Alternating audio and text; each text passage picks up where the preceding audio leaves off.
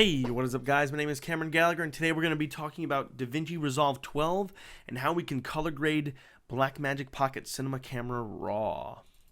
Alright, so let's jump in.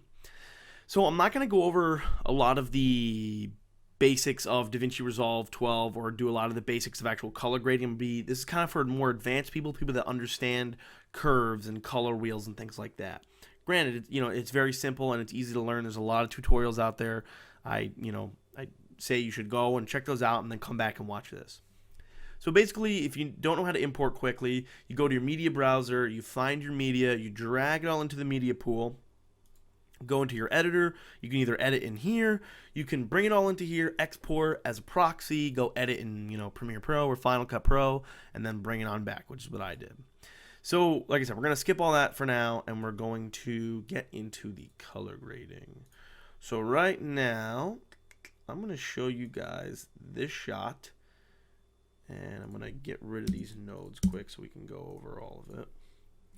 Alright, cool. So what I'm going to do is I'm going to pretend like I didn't do anything to this. Okay, so generally when you get a clip into Adobe Premiere, or excuse me, Davinci Resolve, you're going to see your whole workspace here. Basically we have our monitor, which shows us what our actual footage is. We have our nodes over here, which is basically our layers. So every time you do something, I would recommend doing it on a new layer or, do it in sections of layers. So that way you can easily just backtrack and you know what each thing is. I like to break them up into color correction and color grading, which we'll get into in a second. Here's our timeline. We have our actual scrub through timeline. We have our clips, thumbnail timeline. We have our wheels down here, which we can change to our primary bars or log, but I recommend staying at the primary wheels.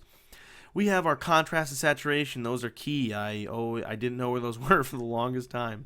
And then we have our curves, and then we have a lot of other things we'll get into in a minute and that you'll probably never use.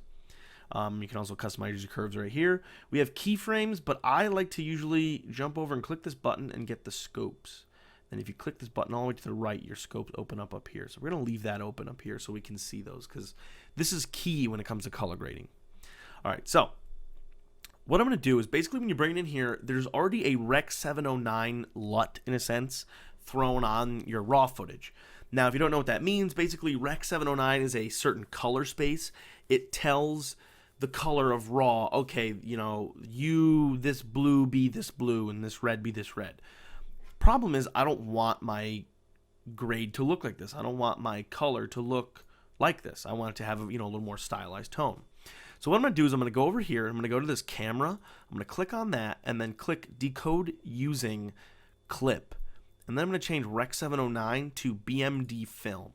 So this brings us back to our original raw look, which looks horrendous. But even though it looks horrendous, this is what we want.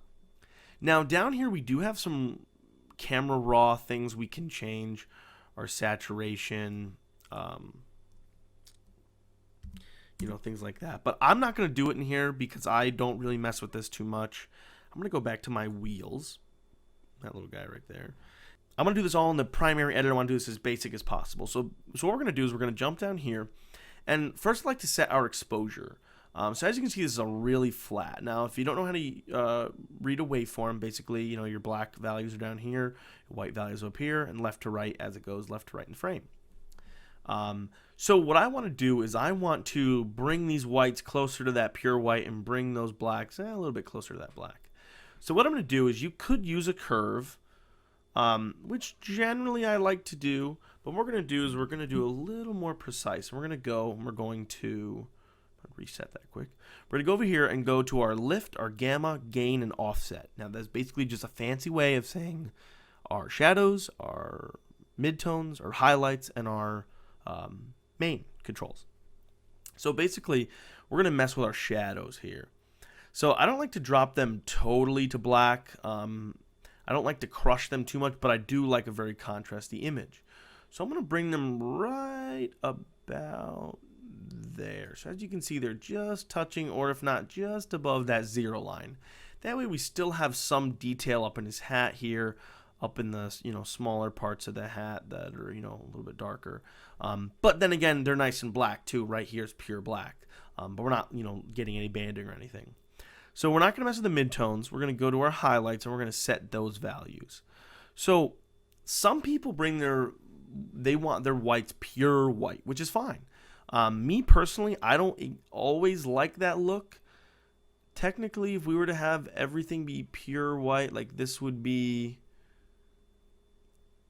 Our highlights hit pure white there, which that's just a little too much for me. I like something around there. I think that looks nice. So we can see our really, really white whites. They're pretty close to being just white, but our upper to mid section of our whites aren't too bright. They're not blown out.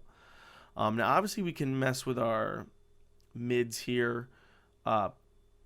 We'll probably bring it right around, maybe somewhere in there. Nothing crazy. I don't like a really, that's probably a little much, but we're going to do a little more later. So we kind of want to get a real good basis. So now what I want to do is I want to bring our saturation here and bring that up to 100. Now, this is just a preference. I want to bring it up to 100 because I want the full saturation of the image, and then I can desaturate pieces later, and I can always come back and change that. But just for a standard, I like to set it to 100, see where that's at. If that's way too much, I'll bring it down. This we could probably go down to 90, but I'm going to leave it at 100 for now. So this is our basic color correction. Now, of course, as hopefully most of you guys know, color correction is very different from color grading. Color correction is correcting the image to look where we want it. Now, this to me looks close, but I still want a little more contrast. One of the ways I love to add contrast, especially to something like this, where I still want to bring these mids down a tiny bit, is I'm going to bring the curves. I'm going to make a point right around this first line and just pull it down a little bit. Maybe even a second one right there. That's perfect. I like that.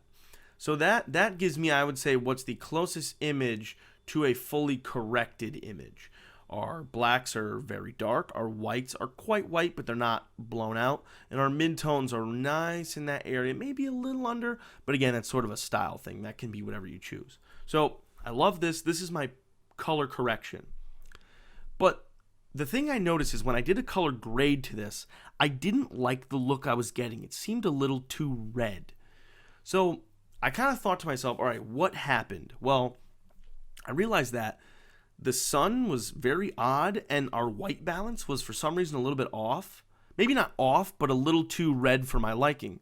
So thankfully we shot in RAW, so I came back to the camera RAW settings and I changed my white balances as shot to fluorescent. So this gives us this really blue look. Now maybe you want to do, tungstens, that's a little much, but let's see. Me personally, I like that fluorescent look. It's very blue because this is actually supposed to be early morning. Granted, we shot this like midday, but this was supposed to be early morning. So now that we changed that camera raw setting to what we wanted, actually, we'll leave that right where it was a second ago. So this looks like a pretty solid correction. Again, it's very, very, very blue. If we really wanted to, we could pull it up those mids just a tiny bit to bring back his skin tone. So I like that. We brought those mids up just a smidge, just so that way we get a little more of that red back that was in his face. Actually, let's see if we push that. How much? I kind of like that. All right, we'll leave it right there. So that's pretty good. I like that. That looks really nice. So I have this image that I really like, but it doesn't look... it looks nice, but it doesn't look exactly where I want it. I want it to be a little more contrasty, have a little more blue, and maybe we can bring those skin tones back in a little more. We're going to try it out. So what we're going to do is we're going to add a new node, which is basically a new layer. So I'm going to click Alt-S, and that over here adds us a new node. All right, so what I'm going to do with this node is I'm going to try, we're going to see with these curves if I bump that contrast up just a tiny bit, but we're going to raise these mids here. So I like something right around there, just a little more contrast. As you can see, this is our correct image, and then we just added just a tiny bit more contrast there. I think it just makes the image pop a little more. Now, granted, we could desaturate this if we wanted. Oops, that's a little much. If we wanted maybe a little more of a stylistic look, but I kind of like it right where it is. I like it where it's that nice, deep, vibrant blue, and his skin has that harsh red that, because it's cold out.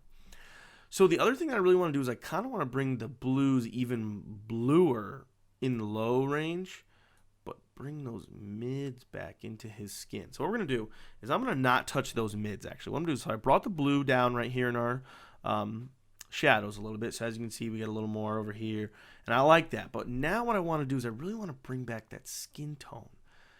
That little bit of skin tone. So what we're going to do is we're going to click Alt-L. So that adds a layer. Now what we're going to do is we're going to click Alt-L, so that add another layer, and then we're going to click Shift-H. So that shows us what we're changing, the highlights. So now in this bottom layer, we're going to use our Qualifier Tool, which basically this Qualifier Tool is this little eyedropper right here, and it basically selects a certain color range. Now, I did this before, and it didn't really work so well because it was very white, and his skin is very white. But let's try it again and see. So we get a little bit of his skin right there. And what we're going to do is I turn up the blur radius here. So we blur it just a tiny bit. And what we're going to do is we're going to bring the saturation up. Actually, no, we're not going to do that because that looks a little too blue. So what we're going to do is we're going to move this all towards that nice skin tone, but we don't want to do too much. Actually, let's bring the saturation down to about 35. Now let's see if we click Shift-H to go back. But see, we have that banding. So what that tells me is that there was something in the shot that wasn't shot properly to do that. Granted, that's not the look I'm looking for. I'm just giving you an example if I wanted to bring back skin tone. So what we would have to do that is probably go back to the original grade. We probably wouldn't change it to tungsten. You know what? Well, actually, let's take a look and see. If we did it to as shot, and then we came here and we clicked Alt-L, and then let's say we did some fancy color grading over here, and we made it look blue. Whoops. We made it look blue, really blue. Then on this one, I would qualify his skin tone. As you can see, it's a little better. We'd blur, and then that way when we go back and click Shift-H, we grant it's a little much again, but it gives you an idea of what you can do. So me personally, I don't like that look. I like what we had before. So what I'm going to do is I'm going to go back. Again, it's a very subjective thing. You know, you want to do what you think looks best. And for me, I like the cold look. I like that, you know, the face is not perfectly, you know, doesn't have that nice skin tone. I like that look. Again, that's what grading is. You want to go with the look you want.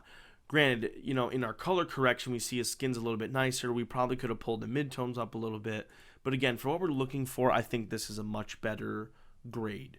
So now I'm going to show you a different shot, which is this guy right here. And this is a good example of how to shoot the proper exposure in camera and how having a good grade with that makes a whole lot of difference. So as you can see, let's bring it back to the as shot. It has really yellow. Same thing. I liked it a little more fluorescent, so we turned it there. So what we're going to do is I'm going to delete these nodes, and we can sort of check out. So what we did in this shot was it was really bright here. So I wanted to really get those nice clouds in the sky and expose for the sky. But then as he goes down the hill, it was dark down here because of the trees. So this was way underexposed. Well, thankfully, I shoot with the Rokinon cinema lenses, which have the declicked aperture rings. So for me, right here, we're probably like 5.6. And then as he walks, I just slowly, granted it wasn't as smooth as I probably wanted to be, I brought it to like 2.8 or so. So that easily just, you know, and that's one of the things about having, that's the thing about, you know, color doesn't just start at, you know, or doesn't just start and end with Davinci Resolve and coloring. It goes all the way back to shooting and exposing properly, which is why you really got to know how to use these waveforms, because if you use a monitor with waveforms when you're shooting, it makes it a million times easier. So let's do a little bit of grading here. So we're gonna bring our saturation up to 100. We can see that sky looks really nice back there. We'll bring those blacks down. Let's see where we like them. I like them right about there. I don't want it too black because it is very dark over here. As you can see, his jacket's up in there. So we don't want to crush these to save the jacket. I'd rather the jacket look a little gray than have this look super dark. Especially too because when he moves, we change the exposure so suddenly it doesn't look as dark. So it kind of wouldn't make sense. So anyway, we brought those shadows down. Let's see those highlights. I like them right about there. We still have clipping in the clouds. Actually not, well, yeah, we're clipping a little bit in the clouds, but not too much. We can mess with those mids too. Bring them up just a tad. But I want to add a little more contrast to this. So we might crush those blacks just a little more. All right, I like that. That looks pretty good.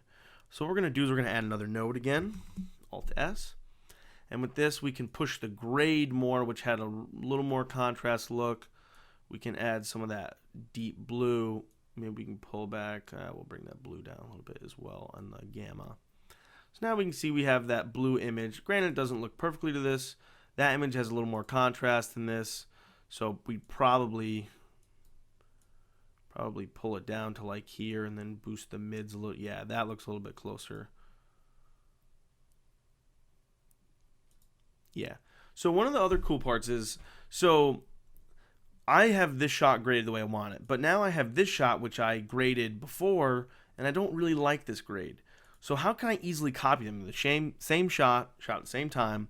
So what I do is I click on the one that I want to change. This is a little confusing. Click on the clip you want to change. Then hover over the clip you already corrected and middle click. Now what middle click means is your roller. I was a little confused when someone said this originally. The roller on your mouse clicks. So just click that and that'll middle click for you. So now when I go through, I can click on the next clip and I say, okay, let's bring it back and let's do it just like the other one. And then the same thing when I click on that one, grade it like that. Last one, grade it like that. Now that's probably a little too contrasty for the whole short. It's one of those things where I like to usually do a grade, export it, upload it to like Vimeo privately, and then watch it, send it to my friends, say, hey, what do you think? How does the grade look? You know, they can say, hey, it looks terrible, or it's way too dark, or whatever. And then usually wait a day, come back, look at it again, and say, okay, what do I need to redo? Regrade it. And I usually regrade it a couple times, and I kind of get where I want to be at some point. And the last clip I want to show you is this guy right here, because this was really cool. If you can see when I turn off these nodes. I'm not going to redo this. I'm just going to show you how I did it. So basically, when we shot this clip, we way underexposed. It's like, I don't even know what we were doing. We underexposed this so bad. So what I did was, in the initial grade, you can see I came up here and I boosted our curves a little bit. And I also brought the highlights up just a tad to get a little more on his face. The problem is, although this doesn't look bad, they're still underexposed. The sky's still really overexposed. Granted, we can't fix that. At least it still has the blue. And same with this hill. So I went and did a grade. A very minuscule grade, as you can see. But I brightened up the mids a little bit. On this one, you can see I brought up those, actually, no, excuse me, not the mids. I brought up the shadows just a tiny bit. And then, on the final one, oops, got to turn it on there. I did a selector. Now, if I click Shift H, I can show you what I did. This is a very rough selection. Basically, I use this window tab right here, which is basically like masks in a sense. And all that I do with it is I basically just draw a mask, and I can then change color to that mask. You can blur it. What I wanted to change after I did this and I thought about it is the hill is a little bit underexposed. So I'd probably bring this whole hill over and expose for this whole entire hill. Let's see how that looks. We'll click Shift H again to turn that off. So if we get away from that. So yeah, as you can see, so this was all kind of dark, which isn't, you know, it's fine. But they were dark, which was really the main issue. So when I turn on that node, now suddenly you can see they're brighter. And you can see it looks a little more equal. Granted, this was an example of a really just not well shot. This was not exposed properly. So, but as you can see, DaVinci is so powerful that with a little bit of time, you can take a clip that looks horrendous like this, and you can see it's clipped on the top and bottom. But with just a little bit of grading and correcting, boom, we fixed it. And the nice part is it doesn't really add a lot of noise. Granted, that's also to the Blackmagic Pocket camera. It does very well with noise. And we shot this at ISO 200. So there was, a little bit of boosting isn't a big deal. And that's the thing. If you're gonna shoot dark, I know it sounds dumb. If you think you're gonna mess up, obviously just don't mess up at all. But it's better if the lower ISO you're shooting at all times, the better. A lot of people say, oh, shoot at the native ISO of some cameras, and I bet that's probably true. But at the same time, if you're at 800 on the Blackmagic Pocket Cinema camera and you have to boost it a little bit, it's not as easy to get rid of noise or not have noise if you're at 200, or then if you're at 200 and you have to boost it a little bit. So it's one of those things. It's really, like I said, you have to if you nail it in shooting, post becomes a million times easier, and that's of course with anything. But anyway, these are just some of the basic tools in DaVinci. I just kind of wanted to give you an idea. I know when I first saw Davinci Resolve, I thought it was this really insanely hard software that was beyond, nobody wanted to use it, and now it's completely free. I forgot to mention that. Basically, I don't know what's totally changed, but they updated Davinci Resolve 12, and basically Davinci Resolve, the software, has every feature you need, and it's totally free. The only thing is you can't export more than 4K, well, more than UHD, excuse me, 3860 by 21 or 3840 by 2160, and you also can't do like noise reduction. But personally, I think it's just cheaper to buy like Neat Video or the Magic Bullet denoiser than to go and buy $1,000 for the the Davinci Resolve, the studio version. Granted, of course, if you're working with 6K Dragon footage, or me personally, I would just, even if I was working with 6K Dragon footage, I'm usually downscaling anyway, so for me, it's not as big of a deal. But definitely, Davinci Resolve is an amazing tool. Like I said, as you see, we have so many different things we can do. Of course, now it's a full NLE. We can do, full-on editing here. A lot of guys like Dave Dugdale, who actually was contemplating switching from Adobe. I don't know about that, but it definitely is really nice as an editor. And, of course, there's so much you can do in color. And I just recently kind of jumped on the coloring train because I didn't realize how important coloring was until I started shooting raw and seeing, wow, like there's so much more I can do. And it really saved me, especially with this white balance issue here.